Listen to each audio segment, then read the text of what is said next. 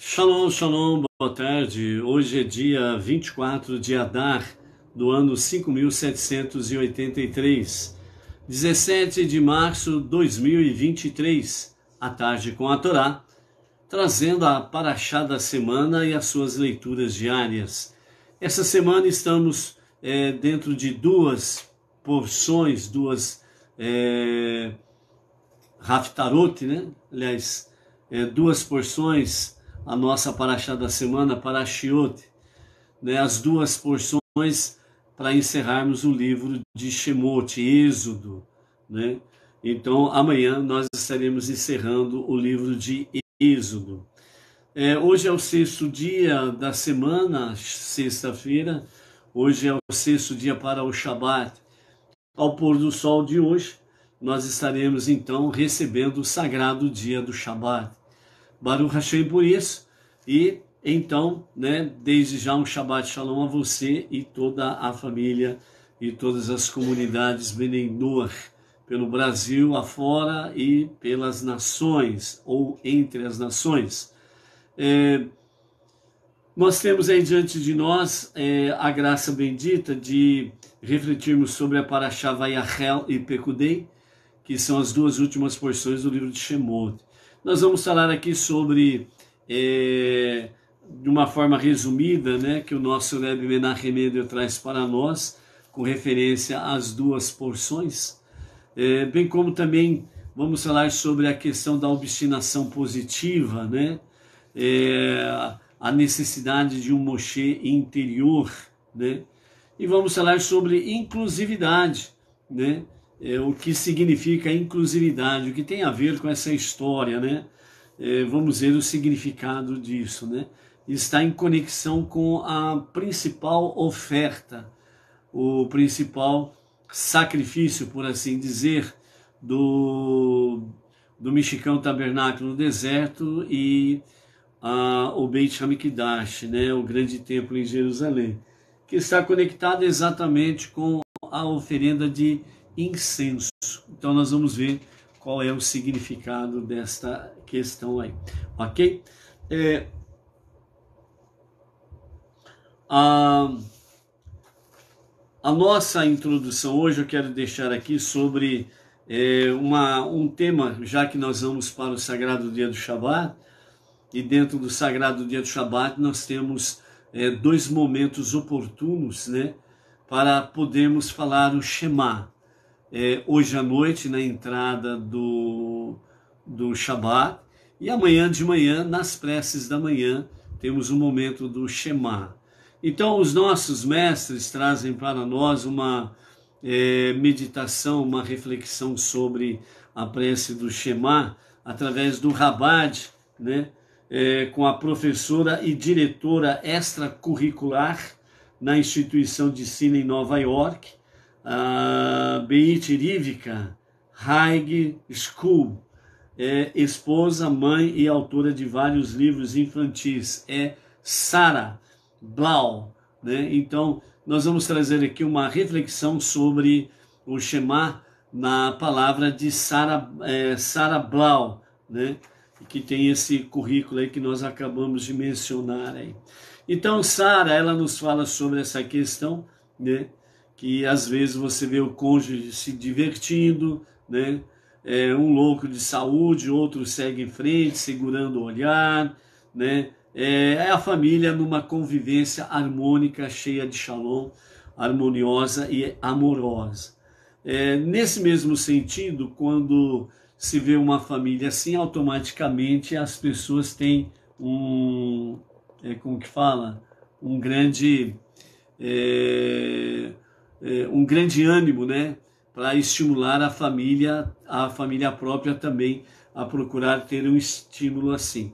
Então, dentro desse aspecto, empolgação, paixão, né, os dois ali, o casal, num momento muito, ao mesmo tempo descontraído, mas ao mesmo tempo muito pessoal também, né?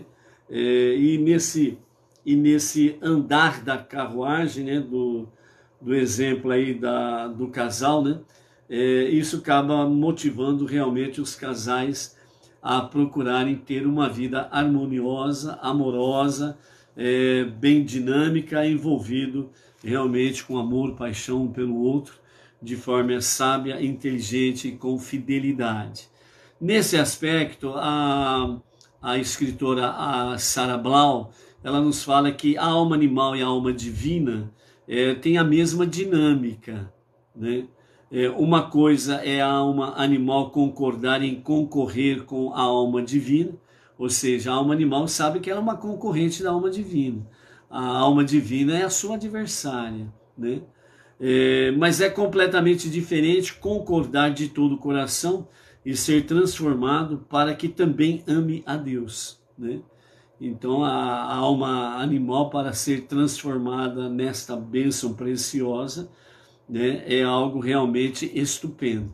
Por isso, isso trata exatamente a oração do Shema, uma contemplação tão poderosa que pode transformar os gostos e as paixões da alma animal.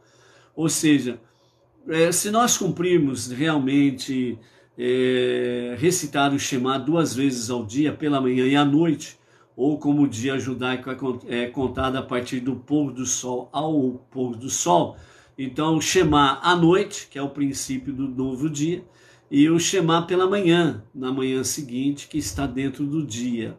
Então, se nós nos aplicarmos a fazermos, né, a recitação do Shema, né, com amor, dedicação a Hashem, com amor fervoroso por ele, né, então nós estaremos automaticamente fortalecendo a alma divina e trazendo a alma animal para se associar com a alma divina e assim servir a Deus com inteligência, com sabedoria. Então, por isso, né, a prece do Shema, ela nos ensina a olhar além e de forma mais profunda, né? Então, o Shema, por isso que quando nós vamos fazer o Shema, nós colocamos a mão direita na frente dos olhos e fechamos os olhos. E por que isso? Exatamente para nós desconectarmos do mundo físico e com tudo aquilo que nele contém. E ao fechar os olhos e com a mão direita tamparmos a frente dos olhos, nós estamos buscando uma conexão com Ein Sof, com Deus, o infinito, aquele que é sem limite. Então, nessa conexão, nós somos transportados do tempo presente para algo magnânimo dentro da dimensão espiritual. E nesse sentido, nós vamos trazendo automaticamente a alma animal para somar a alma divina. Por quê? Porque a alma divina é uma luz pura e uma luz de grande intensidade. Enquanto que a alma animal, ela é luz também, mas a sua luz é opaca. E por isso que é preciso fortalecer de fato a alma animal. E aí nesse aspecto você traz a alma animal para ser subserviente, né, à alma divina, mas ao mesmo tempo a alma divina ela eleva a alma animal, colocando ombro a ombro e assim servindo a Hashem. Então, a prece do Shema, ela nos faz olhar além. Fechamos os olhos físicos, tampamos com a mão direita à frente dos nossos olhos físicos, para que nós possamos entrar numa dimensão espiritual na presença de Hashem. Então o Shema, ele é de fato algo muito precioso, celestial, sublime, espiritual, e não é para fazer de qualquer forma, né? Um exemplo simples aí que nós vamos dar, né? Tem pessoas que falam assim, bom, nós somos Benei Noach, não somos judeus, literalmente falando, então nós podemos fazer isto e nós não precisamos fazer aquilo, né? Então, exemplo simples, né? O Benei Noach, ele vai para as suas preces diárias, né?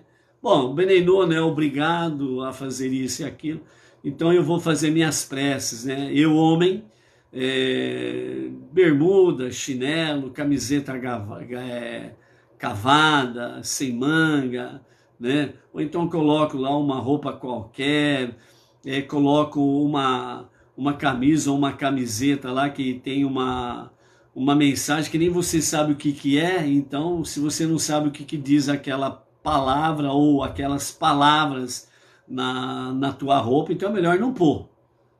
Né? Você não sabe o que está escrito, você não sabe a tradução, então se é uma porcaria aí, como que você vai se apresentar diante de Deus vestindo uma porcaria? Falando assim de forma bem simples e objetiva, né? Então como que você vai na presença divina desse jeito? E aquela mesma questão, né? Ah, eu vou de chinelão, eu vou de bermudão, eu vou de camisetão sem manga, cavada, né? Porque eu sou benenô, então eu não tenho obrigação disso, obrigação daquilo, né? Mas tem um velho ditado que diz assim, né?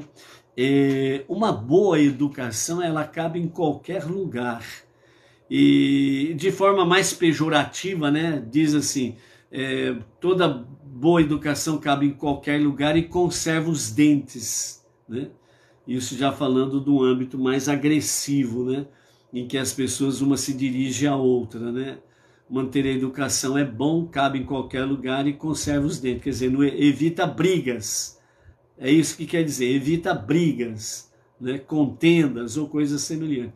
Então, você vai na presença divina, né? E vai de qualquer jeito, né? A mulher vai com roupas transparentes, sensuais, mas não tem ninguém vendo, né? Mas você está na presença de quem? Ah, não tem ninguém vendo, não tem ninguém vendo dentro do mundo físico, mas é a dimensão espiritual. Tem o eterno, tem as suas miríades de anjos, tem os anjos negativos, tem os anjos que foram criados exatamente para serem adversários do ser humano, comandados pelo grande anjo para essa finalidade, o anjo chamado Satã, que significa o adversário do ser humano, né? Então, quer dizer, ninguém está vendo, então eu vou vestida, né, diz a mulher, de qualquer jeito, não tem problema nenhum.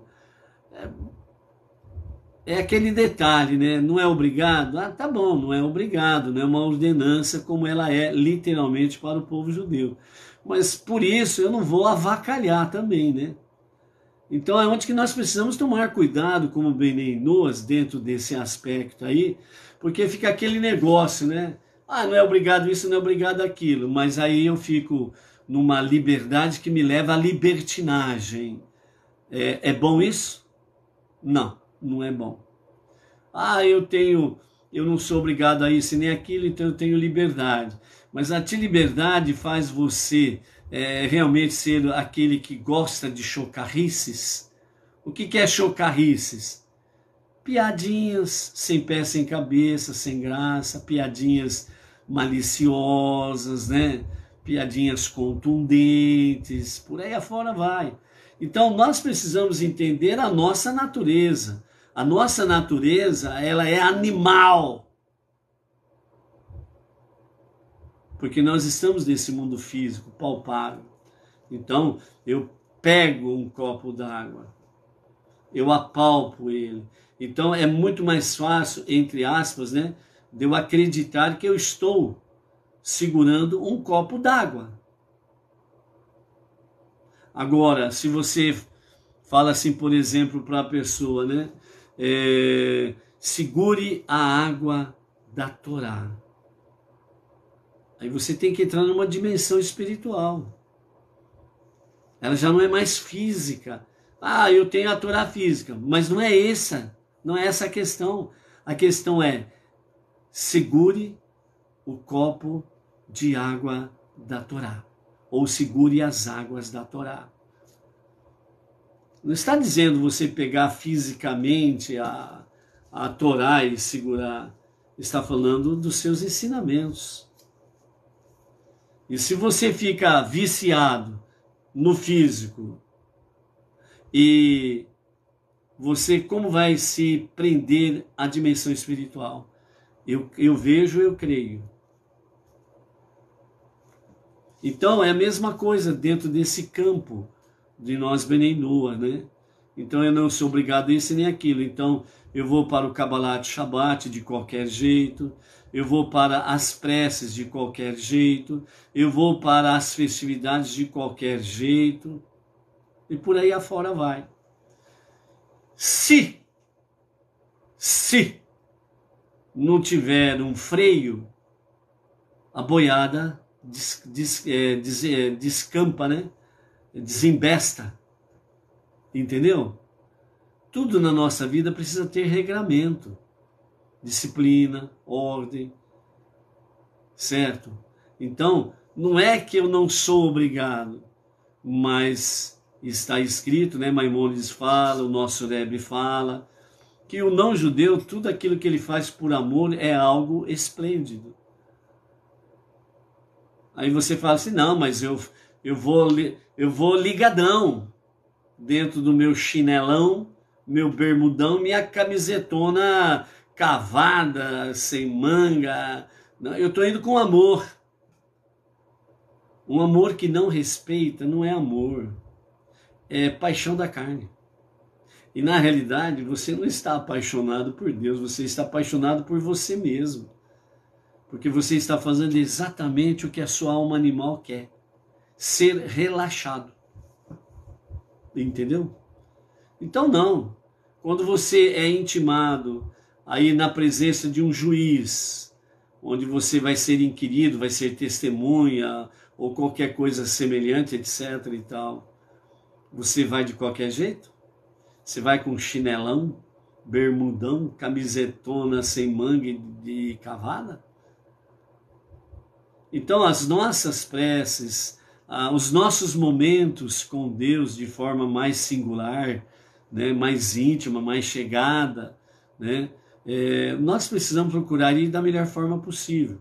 Hoje, por exemplo, nós temos a reunião do Kabbalat Shabbat, a recepção do Shabbat, né? Então as pessoas chegam para a reunião lá como se fosse para a praia. É bonito isso? Como diz o outro lá, está na regra, o Arnaldo? Não, amados. Nós precisamos entender que a nossa alma animal e a nossa alma divina, elas estão em oposição uma à outra. E quando eu relaxo, e eu fico relaxado, eu estou fazendo exatamente a vontade da alma animal, que quer sombra e água fresca, não quer compromisso, responsabilidade, seriedade. Gosta de piadinha, de brincadeiras, né? Olha, eu tenho uma piada para contar para você, ela é pesada e suja. Você quer que eu conto? Ah, eu quero. O elefante caiu na lama. Entendeu? Então nós precisamos tomar cuidado com isso daí. Então por isso, a alma animal, ela no sentido de concordar com a alma divina é uma questão. Porém, ela mudar completamente de configuração e se transformar realmente aquela que gosta, junto com a alma divina, de fazer a vontade de Hashem, é outra história. Aí precisa de muita força da alma divina para trazer a alma animal. Por isso a oração do Shema, ela nos leva além, e nós precisamos estar focados nisso. Então, segundo Sarah Blau, a escritora, ela diz assim: Shema Israel, né, que significa ouve ao Israel, um judeu deve ter internamente, não de maneira superficial, mas de maneira profunda e compreensiva, para que a alma animal realmente entenda. Você precisa fazer, agir, falar, pensar, ter sentimentos em que a alma animal ela precisa entender essa configuração da sua alma divina. Então, à medida que você se dedica com amor realmente a Hashem, com dedicação, com ordem, com disciplina e etc e tal, você vai fazendo entender, ó alma animal, você é um animal. E o que mais você quer é esculachar as coisas. Ficar de brincadeira, nada de seriedade, nada de compromisso, etc. e tal. Então, você precisa entender a seriedade, o compromisso, a harmonia, o equilíbrio, né, das realidades da jornada monoteísta nossa, para que ela possa realmente vir e se enquadrar dentro daquilo que realmente alegra o coração do nosso Pai, né? Então, por isso, né, a alma ela precisa entender realmente o que é que nós queremos dela, o que é que ela precisa fazer. Ela vai brigar um pouco, ela vai relutar um pouco, né? Afinal de contas, ela é acostumada a não ter regras, a não ter disciplina, a não ter seriedade. Ela é acostumada a não ter leis, preceitos, ordenamentos, entendeu? Então você precisa ser bem claro para que ela realmente possa compreender e ela possa convergir para a alma divina e juntas estarem servindo a mesma causa. Então, quando é dito, né, Shema Israel, ouve ó Israel, né, não deve ser de maneira superficial. Quando dizemos, né, o Shema, que significa também ouça e internalize que Hashem Eloqueinu é o Senhor nosso Deus. Nós não podemos esquecer desse detalhe. Pense no fato de que o Senhor é sua essência, o eterno é sua essência, é o nosso Deus, é a nossa energia, é a nossa força vital. Então você deve muito respeito, muita reverência a Hashem. Então, valorize isto. Quando dizemos, né, Hashem é um, Deus não é apenas a nossa força vital, mas Ele é um, Ele é Errad. Por isso fala Adonai Errad, Hashem Errad. Isso não apenas implica que existe apenas um Deus e nenhum outro, mas o que quer dizer literalmente é que Deus, o nosso Deus, o Eterno, Ele é um, único, Errad. Não há outro além dele. Ele é um e único. O mundo é um com Deus, pois Ele é o Criador e o cria continuamente. Não há existência múltiplas nele. Não se associa a Ele 2 ou 3 deuses. O universo inteiro é literalmente um com Deus. Lembra daquele desenho que nós fizemos aqui outrora? Né? No sentido figurativo, obviamente, né?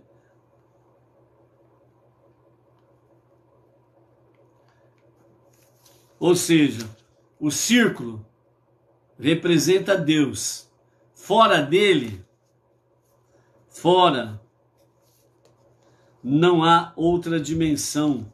Fora dele não há outro Deus, não há outro mundo, não há outro universo. Então esse círculo representa Deus, ok? Então Deus é tudo e nós estamos ali dentro de Deus. Tudo é Deus. Tudo está em Deus. Então por isso, o universo inteiro com as suas mais de 200 bilhões de galáxias está em Deus. Todo o universo, o nosso planeta e tudo que há dentro do nosso planeta está em Deus. Não tem como desconectar isso dele. Então o Shema, ele vem trazendo essas profundidades para nós. Você não recita o Shema à toa. Você não recita o Shema simplesmente porque você está, entre aspas, cumprindo uma regra. Você não pode ficar nesse plano. Você não pode ficar nessa configuração. Você precisa se elevar mais, ok? Então, por isso, né, não há existência múltiplas. Então, esta reflexão sobre o Shema, ela está ligada diretamente ao mundo espiritual de Atzilut, que é o mundo da emanação, que significa, numa linguagem humana para entendermos, né? o mundo de Atzilut, dos 4 mundos, é o que está mais elevado, que só ele ali está, que só ele ali habita. É o mundo da emanação, é onde é a sala. Voltou, Baruch Hashem, voltou o sinal aí, né, pessoal? Então, o mundo da emanação, que é o mundo de Atzilut, que é o mais elevado de todos.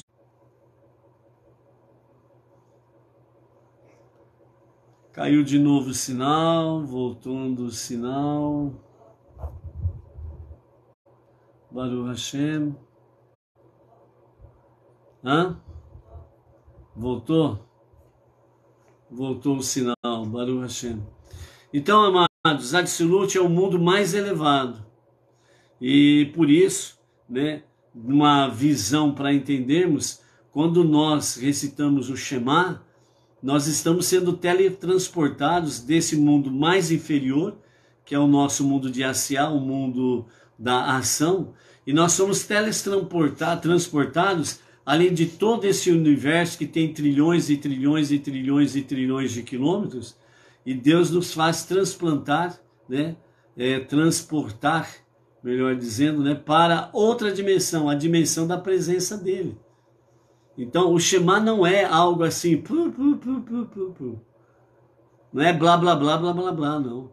É uma elevação muito grande. Você precisa não somente entender isso, mas fazer 2 vezes ao dia. À noite, o dia judaico começa ao entardecer, à noite e pela manhã, ok?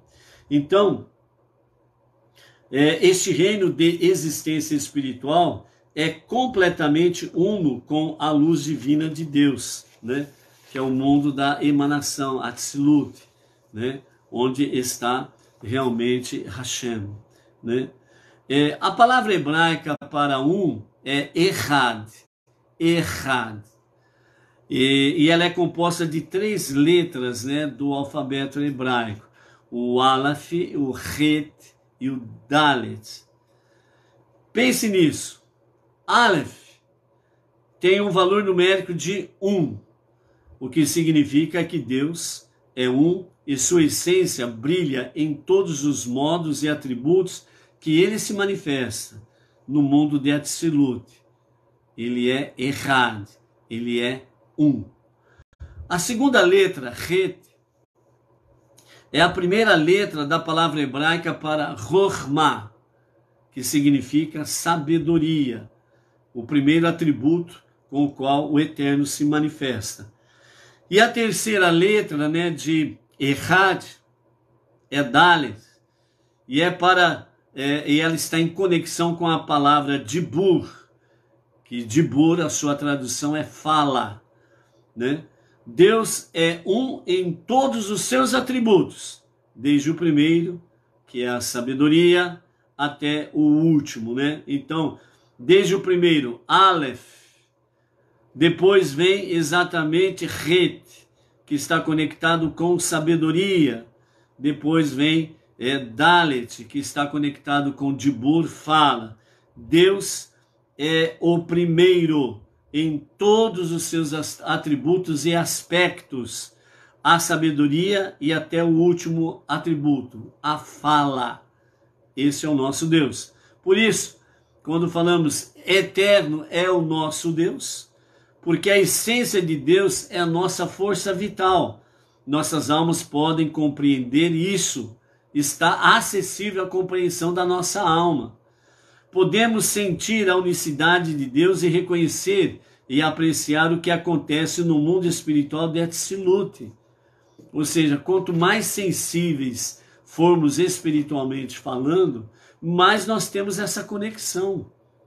Podemos pensar neste grande mundo espiritual, que é conhecido como o mundo da unidade, porque enquanto Deus é um com toda a sua criação, no mundo de Atzilut, da emanação, isto é realmente aparente, isso realmente é real, tem aparência real desta realidade, ok? Quando a unidade de Deus é revelada desta forma, quando a alma divina compreende que não há outra existência além da divindade, isto afeta não apenas a sua alma divina, mas também afeta a sua alma animal. É uma das formas de trazer a alma animal para se unir à alma divina, para servir a Hashem. A alma divina não apenas conquista a alma animal ou a arrasta consigo. A alma animal realmente se transforma e vê a luz. Ela se transforma em luz e vê a luz. Quando oramos e contemplamos desta maneira nossa alma animal, não apenas nos agrada sobre a santidade, ela também se torna apaixonada por amar a Deus. Quanto mais você ama a Deus, mais você faz a sua alma animal se despertar para essa realidade, amar a Deus. Baruch atah Adonai Eloheinu melech haolam she'akol b'divaro.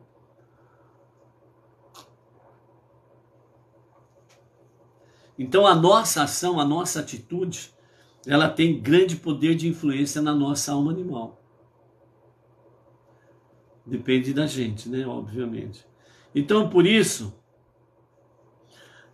depois das palavras, né, Deus é um, então nós podemos dizer, na sequência do próprio Shema, amarás ao Eterno teu Deus de todo o teu coração. A palavra hebraica, seu coração, está em levaverá, levaverá, seu coração. Tem a letra bet duas vezes, né, escrita nesta palavra, para indicar os dois corações que agora estão cheios de amor por Deus, a alma divina e a alma animal. O coração da alma divina e o coração da alma animal agora estão juntos, unidos em Deus. Por isso que tem aquela configuração aí que as pessoas fazem aí, né, aquele negócio de... Como que é mesmo? Nem eu sei fazer. Acho que é assim, né? Que faz um coração, né? Acho que é um negócio assim. Então, é aquela mesma coisa. São duas metades que se unem. Alma divina e alma animal. Para formar o que? Dois corações num só. Para poder realmente expressar um amor fervoroso, apaixonante. Um amor ardente por Deus, né? Então, por isso, é importante o nosso Shema diário, para poder trazer essa alma animal cada vez mais para somar com a alma divina. Então, embora as orações que precedem o Shema sejam importantes, é a própria oração do Shema que transforma a alma animal em Deus conosco, né? Eles se tornam como dois cônjuges com o mesmo objetivo, amar um ao outro, e os dois amando a Deus. Então esse é o grande objetivo realmente do Shema. Há muitos e muitos outros ensinamentos? Sim, há. À medida que nós vamos aprendendo, à medida que nós vamos compartilhando, né, é para somar os entendimentos, a sabedoria e as compreensões, ok? Então, por isso, a revelação da verdadeira unidade de Deus é o que converte a alma animal da desconexão para a unidade com Deus. A nossa alma animal está desconectada de Deus. Por isso que ela procura suas vãs paixões e companhia limitada. Então, quando a nossa alma divina, quando nós nos conscientizamos disto, e nós lutamos para que cada vez mais a alma animal ela compreenda que ela precisa se conectar com Deus novamente, né? Nós não conseguimos atingir o nosso objetivo. Então nós ficamos em falta. Então por isso, servir a Hashem é trazer cada vez mais, sem sombra de dúvidas, a alma animal para servir a Hashem. Então essa é a palavra que a professora Sarah Blau, né, e diretora extracurricular na instituição de ensino em Nova York, a Beit Rivka High School, ela, além de ser escritora, ela também é mãe, esposa e autora de vários livros, né? E essa mensagem dela está registrada no livro O Maamar Ki Teitsei Lamir Hamah, em Likutei Torá, conforme explicado na Hassidut Mevoeret, capítulo 6, ok? Então, essa é a nossa visão sobre, esta é a lição que nós trazemos aqui sobre o Shema, né? Vamos daqui a pouco entrar no sagrado dia do Shema, aliás, no sagrado dia do Shabat, e vamos proferir o Shema hoje à noite e amanhã de manhã. E é importante essa conexão, sem sombra de dúvidas, com o Shema, ok? Estamos aí na nossa sexta leitura da Parashá semanal, Pekudei. Já encerramos a Vayachel, que é 2 porções nesta semana. E agora nós estamos na Parashá Pekudei. Hoje é o 6º dia da semana, o 6º dia para o Shabat. Então nós estamos no penúltimo dia da semana e para a conclusão do livro de Shemot, livro de Êxodo. Então nós estamos aí no capítulo 39 de Êxodo, a partir do versículo 22, e nós vamos até o versículo 43, e então estaremos aí finalizando o capítulo 39, e amanhã nós vamos concluir com o capítulo 40, né? E aí nós vamos concluir o livro de Shemot. Na continuidade aqui, né, Moshe está aí falando sobre a questão das vestimentas dos Kohanim e do Kohen Gadol, né? Onde tem no verso 30, né? Eles fizeram a placa, um diadema sagrado de ouro puro, foram gravadas nela de um anel de sinete as palavras sagrado para Hashem, né? Então era como que fala, né? Uma placa de ouro que ia na testa do Kohen Gadol, né? Santidade a Deus, santidade a Hashem, sagrado para Hashem, Kadosh Hashem, e então ele entrava no Santo dos Santos, no sagrado, né? O Santo dos Santos, para poder ali representar o povo e trazer realmente o perdão para o povo. E aí, depois na sequência, nós temos aí o tabernáculo, ele é trazido a Moshe, né? Ou seja, os construtores e o povo não conseguiram erguer o Mishkan, o tabernáculo, e levaram a Moisés desmontado para que ele viesse a levantar, erguer o Mishkan. Então, vamos primeiramente aqui vermos uma palavra que os nossos mestres trazem, entre eles Rashi, que nos fala sobre essa questão das 2 parashiot, ok? Então, a nossa Parashá Pekudei, que nós estamos aqui, fala sobre os materiais coletados para construir o tabernáculo, seus utensílios e confeccionar as roupas dos sacerdotes, né? Fala sobre a questão dos detalhes minuciosos dos artífices, o que eles deveriam fazer e assim sucessivamente, né?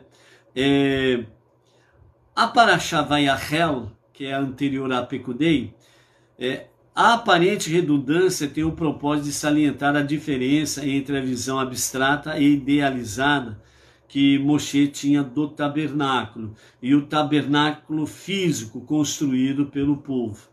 Então aqui os comentaristas estão falando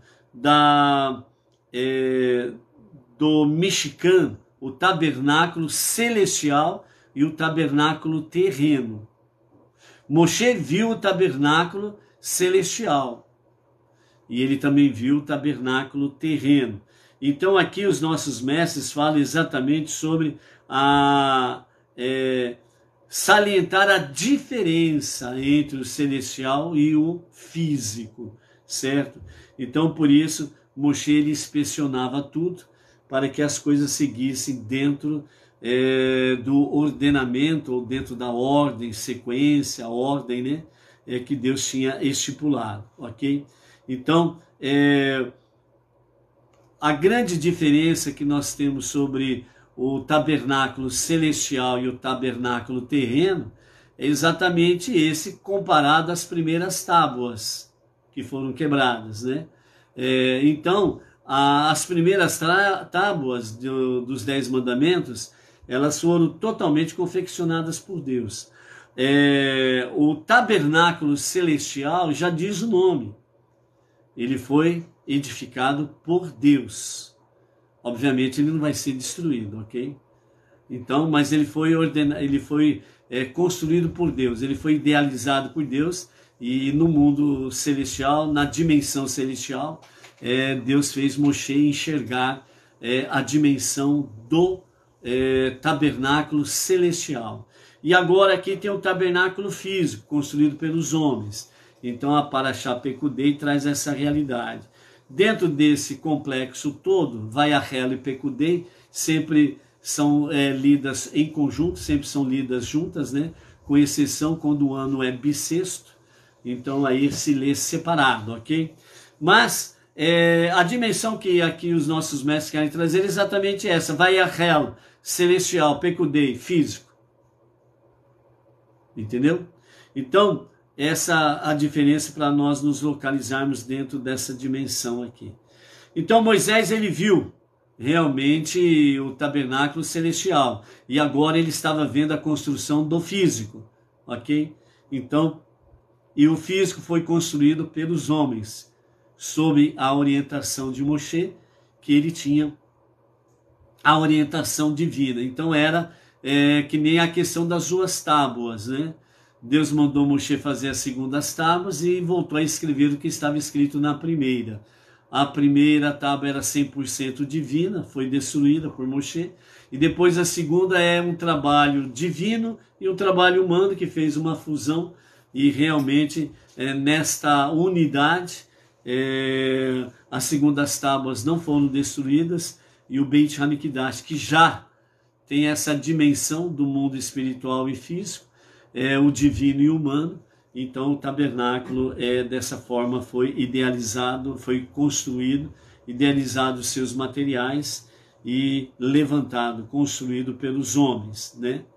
Então a descrição, por sua vez, também tem por finalidade enfatizar que é especificamente o tabernáculo material que realiza a vontade de Deus de fazer deste mundo o seu lar.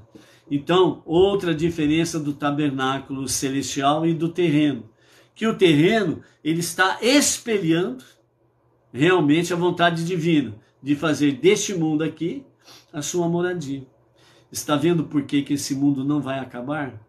Está vendo por que esse mundo não vai virar pó, não vai se enrolar como um pergaminho e companhia limitada?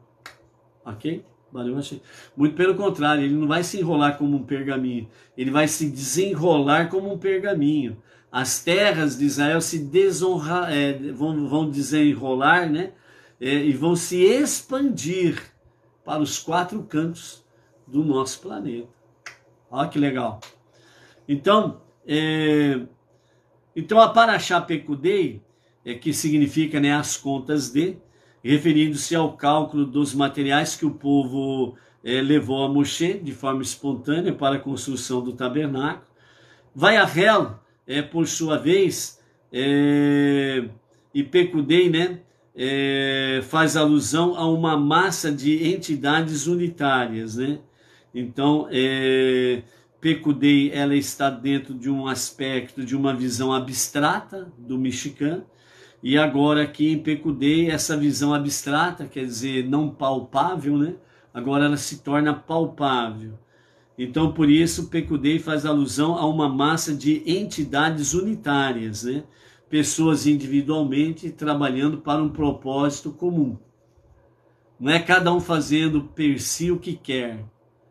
É cada um trabalhando de forma distinta, individualmente falando, mas o objetivo final é o mesmo, que é o que? O Mishkan, o tabernáculo no deserto para todo o povo de Israel. E no nível mais ainda apurado para todas as nações, ok? Então, essa é outra questão que nós vemos aí. Quando nós lemos aqui, né, na passagem aqui da nossa leitura, né, capítulo 39 e o versículo 33, né, nos fala, né, Quando eles viram que as vigas eram muito pesadas para serem levantadas, eles então trouxeram o tabernáculo a Moshe, a tenda da reunião, junto com seus equipamentos, seus colchetes, vigas, barras, pilares e bases, né? Então, eles trouxeram para Moshe levantar, né? Então, Rashi ele comenta sobre isso também, dizendo, eles não puderam erguê-lo, uma vez que Moshe não tinha feito nenhum trabalho no tabernáculo. Deus deixou para ele a tarefa de erguê-lo, né? Então, Moshe ele não colocou a mão no único prego, por assim dizer, numa única fita, etc. e tal, na construção do Mishkan, o tabernáculo no deserto. Então, Deus ele realmente permitiu com que os idealizadores, os trabalhadores, os colaboradores, os edificadores do Mishkan, juntamente com o povo, não conseguiam levantar o tabernáculo, porque eles perceberam que as vigas eram muito pesadas e eles não tinham como levantar. Então eles levaram o Mishkan desmontado para Moshe. Moshe, ó, tá aqui, nós não conseguimos erguer, então vê se você consegue erguer aí, né? Então Moshe, ele realmente olha para toda essa questão, né? Então Rashi comenta assim, dizendo, né? Deus, como é possível um ser humano erguer esse tabernáculo? É impossível. Suas vigas são muito pesadas. Até levantar, estender, bater estaca, etc. e tal, isso é impossível para os homens, né? Mas aí Deus diz para Moshe, né? Trabalhe com as suas mãos e aparecerá como se você tivesse erguido o tabernáculo. Mas a verdade é que ele se erguerá sozinho. Esta é a implicação do versículo, lá no capítulo 40, que nós vamos ver amanhã, né? No versículo 17. O tabernáculo foi erguido. Então é isso que nos fala o capítulo 40 e o verso 17. Foi no primeiro mês do segundo ano, no primeiro dia do mês, que é Nissan, que o tabernáculo foi erguido. Moshe levantou. Então, o que Deus falou para Moshe, né? Trabalhe com as suas mãos e parecerá como se você estivesse erguendo o tabernáculo. Então Moshe ele tinha que encostar a mão, né, nas vigas. Então ele encostava a mão nas vigas com a intenção de levantar. Então simplesmente levantava sozinho. Tá pensando que visão de guindaste é coisa moderna? Não é não. Tá lá atrás, entendeu? Uma mão visível que baixa, pega a viga, levanta, põe nas escoras, né? Pensa que é moderno a questão do descobrimento de pré-moldados para construir casas, indústrias e companhia limitada? Pensa que é coisa nova? Não é não. Já estava vivendo aqui, Moisés já estava vivendo essa realidade. O povo, a geração do deserto, estava vivendo essa realidade. Então era só Moshe encostar a mão. E o tabernáculo ia sendo erguido realmente como tinha que ser, né? Então, o tabernáculo foi erguido. Que ele se armou por si mesmo, como consta no Midrash de Rabi Tanhuma, né? Tanhuma, o Rabi escreve isso no Midrash, ok? Então nós estamos vendo essa realidade dos fatos aí. Então por isso Pekudei, né? Enquanto Vayachel traz uma visão de indivíduos, né? No sentido físico, um isolado do outro, né? Aqui em Pekudei, agora a identidade de cada um como unidade discreta, contada separadamente. Ou seja, aqui em Pekudei, os trabalhadores eles estão em diversas atividades, cada uma diferente da outra. Então eles são indivíduos, né? Em unidade discreta, contados separadamente. Porque separadamente, de forma discreta, são contados? Porque eles estão imbuídos do mesmo objetivo. A construção do mexicano, do tabernáculo no deserto. Então não é um que está fazendo lá na frente uma coisa isolada, outro que está fazendo outra coisa, etc. e tal. Não. Eles estão trabalhando juntos no mesmo local. Estão trabalhando juntos na mesma finalidade. Eles estão trabalhando e contados de forma individual, mas eles são contados dentro do coletivo, porque o objetivo é o coletivo e não o individual. Ou seja, o que cada trabalhador está fazendo não é para si, mas é para o povo. Então, por isso, nós, Benei Noach, nós precisamos cada vez mais compreendermos a questão de reunir em união com unidade. Não tem como separar isso. Se você separar isso, você quebra. Você rebenta com você e com a sua comunidade. Então, a partir do momento que os Benei Noach, os não-judeus, saem das religiões, por aí afora vai, para abraçar o monoteísmo com fundamento judaico e orientação rabínica, nós precisamos entender de fato o que o Salmo 133 quer dizer. Ó, quão bom e agradável que os irmãos sentam juntos em união, que significa reunir em união e em unidade. Isso não pode ser separado. Então, Pekudei traz essa realidade. Estão no mesmo local de trabalho. Estamos no mesmo local de trabalho como Benei Noach. A nossa liderança, o Rav Yaakov Gerenstad, os seus emissários por várias partes do Brasil e do mundo afora. Nós estamos trabalhando em unidade, sendo contados de forma separada, mas ao mesmo tempo sendo um coletivo para uma finalidade.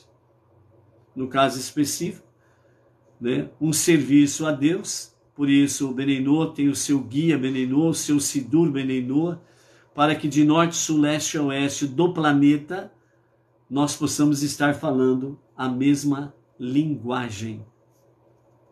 Entendeu? Então, por isso é importante a nossa união.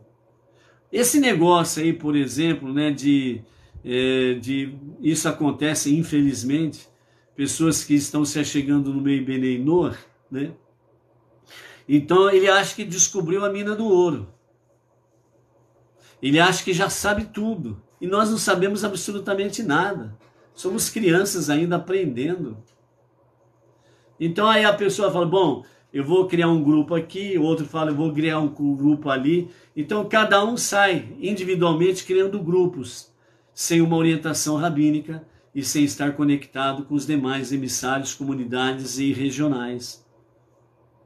Então estão criando costumes e criando uma nova religião. E isso é proibido. Fazer isso daí. Então a nossa união é importante. E é para isso que nós precisamos estar aí, em contato um com o outro, né? Ajudando um ao outro, sanando situações, problemas, dúvidas e companhia limitada um do outro. Com exceção do nosso rabino Yaakov Gerenstad, o nosso mestre, certo? Nós, Benei Noach, não sabemos nada, por assim dizer. Então é isso que nós temos muito que aprender um com o outro.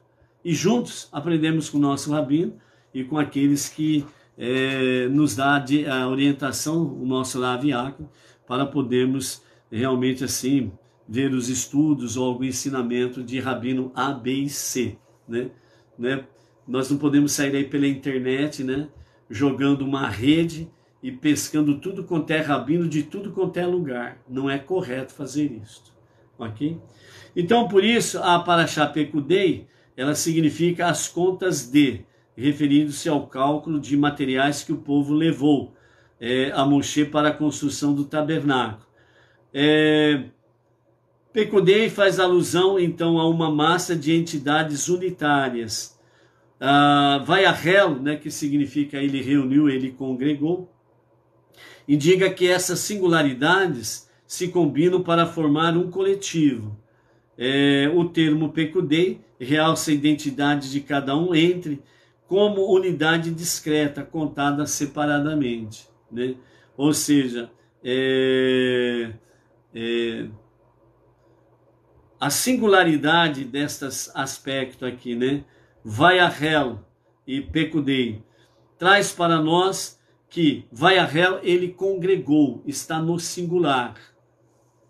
Então, Moshe congregou no singular.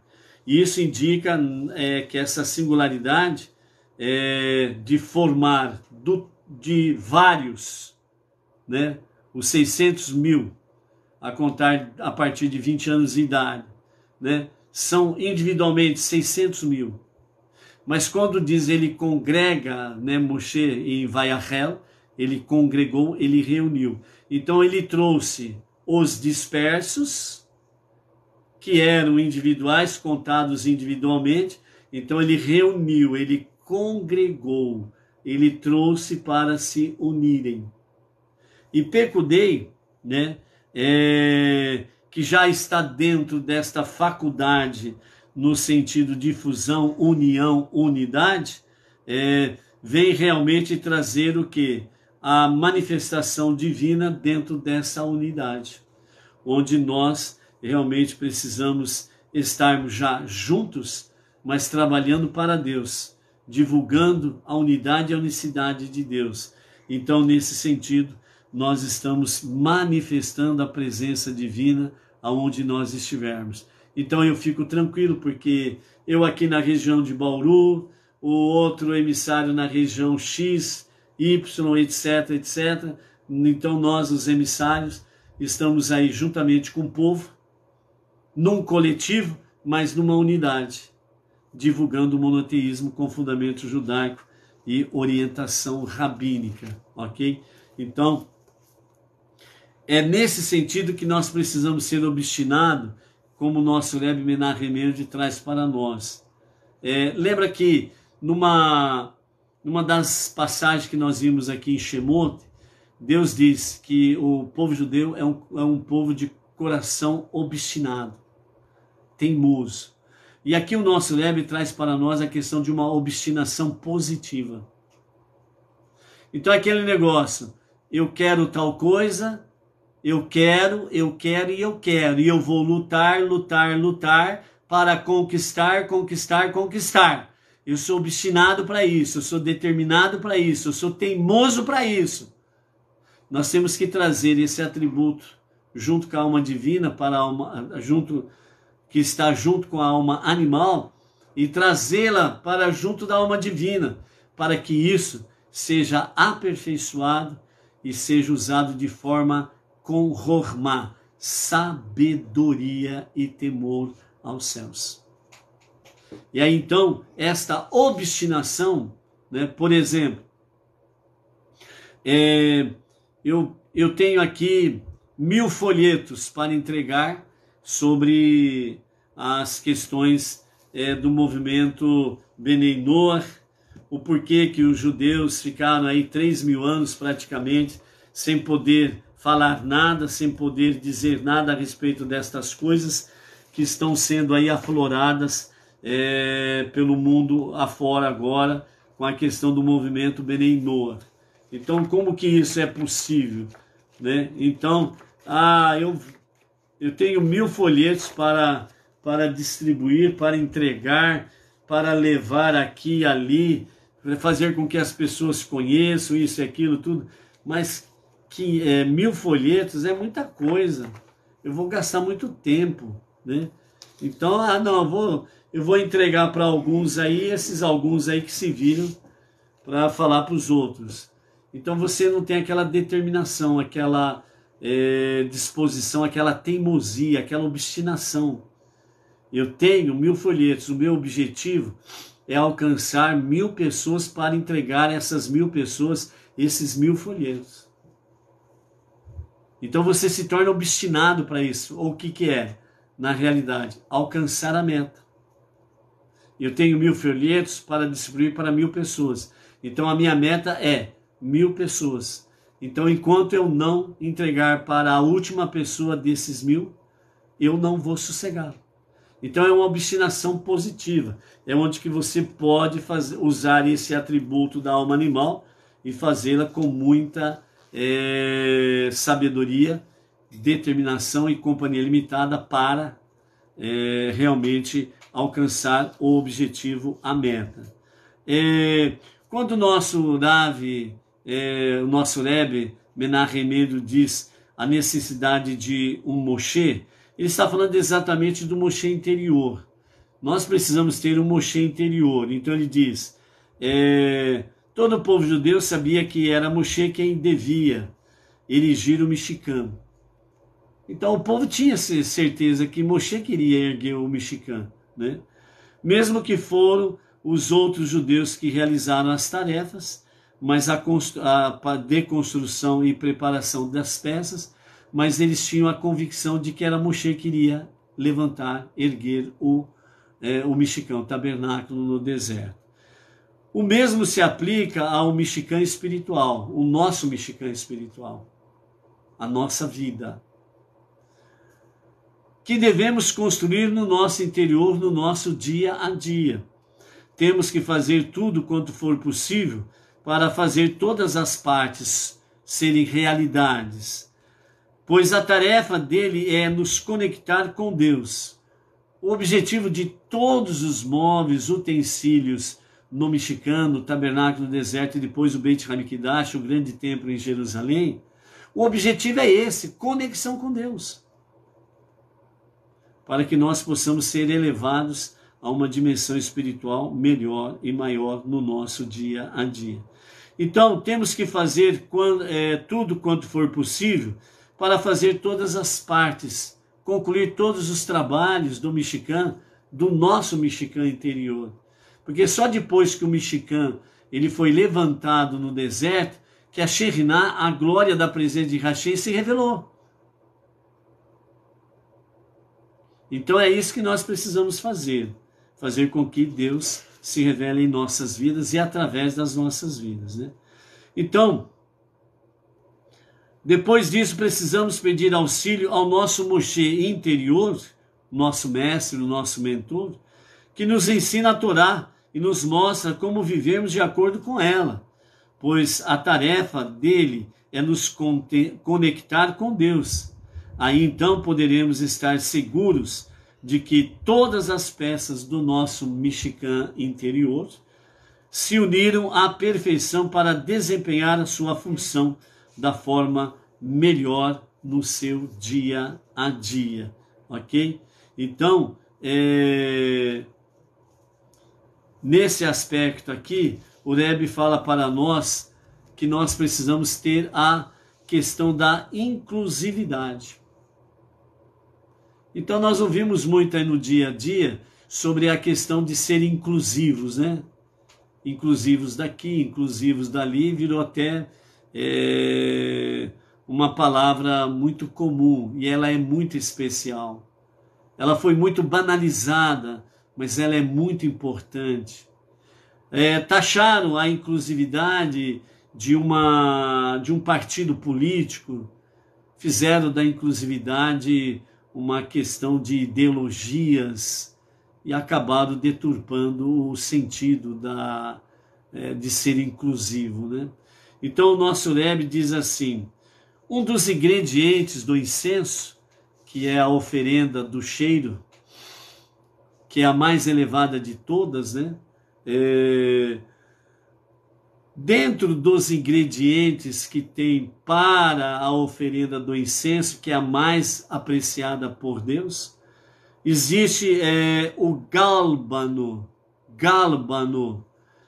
E o gálbano, quando ele começa a ser queimado pelas brasas, né, do ketorete, que é o incensário, o odor desagradável desta erva é muito forte. E faz alusão aos malfeitores do nosso povo, o povo judeu. Então vejam bem, a questão do ketorete, a questão do incensário, para ser elevado na presença divina, primeiramente, é só no Beit HaMikdash que pode ser feito isso, no grande templo em Jerusalém e outrora no Beit HaMikdash, o tabernáculo no deserto.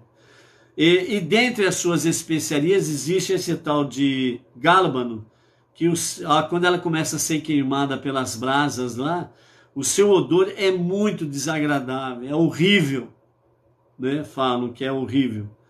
E realmente, assim, no sentido físico, no sentido sem ser espiritual, não dá para ficar perto. É muito fedido. O seu odor é muito forte e desagradável.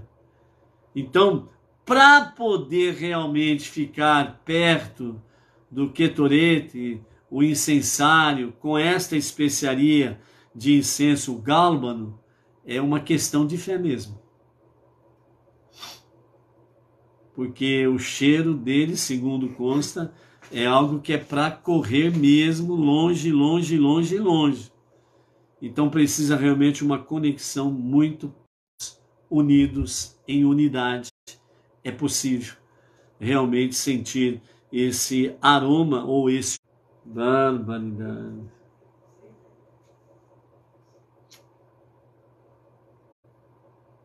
Voltou.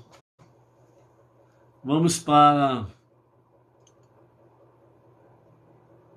Oh, Deus. Sinal caiu e voltou. Pum, pum, pum, parando. Voltou aí, né, pessoal? Então vamos para o encerramento. Voltou. A Luciana e a Edilane já deram o alarme lá. Voltou. Oh, Deus.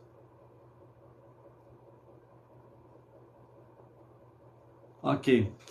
Então, para encerrarmos, né, a questão que nós estamos aqui é o tal de gálbano, né, que tem um odor muito forte e não agradável.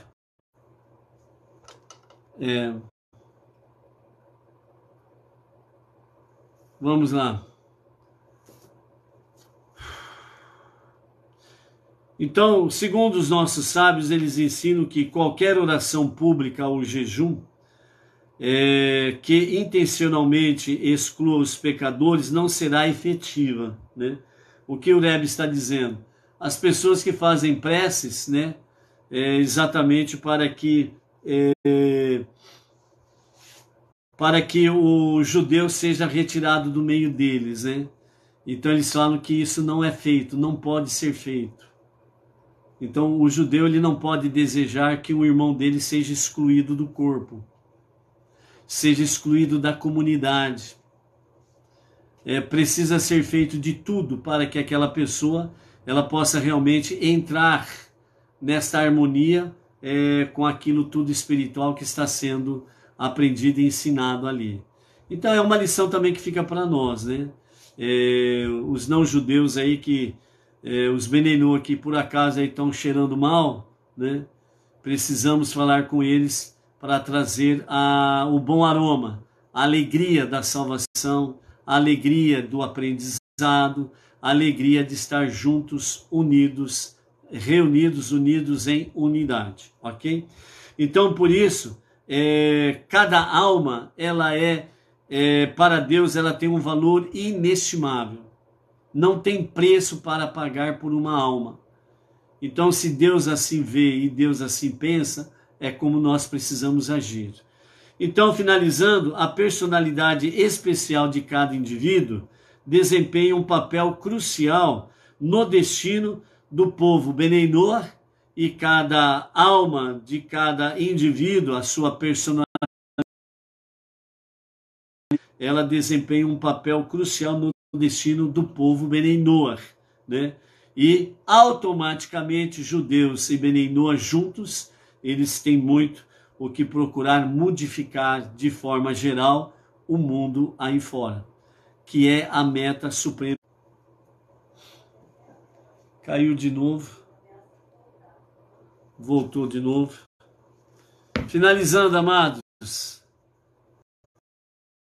A partir das 20 horas, nós estaremos transmitindo ao vivo e a cores da Sinagoga Benei Noach, Jardim Silvestre 2, ali em Bauru, juntamente com o nosso querido emissário Emerson Felipe da Silva, o Kabbalat Shabbat.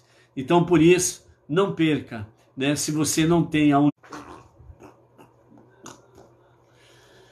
E finalizando, acendimento das luzes especiais de Shabbat, às 17 horas e 54 minutos. 17 horas e 54 minutos, né? O acendimento das luzes especiais de Shabbat, às 17 horas e 54 minutos. E a Havidalá amanhã, às 18 horas e 46 minutos. Shabbat Shalom a você, família, todas as comunidades Benei Noach, um Shabbat Shalom. E às 20 horas, a partir das 20 horas, o Kabbalat Shabbat diretamente da Sinagoga Benei Noach, Regional Bauru. Amém?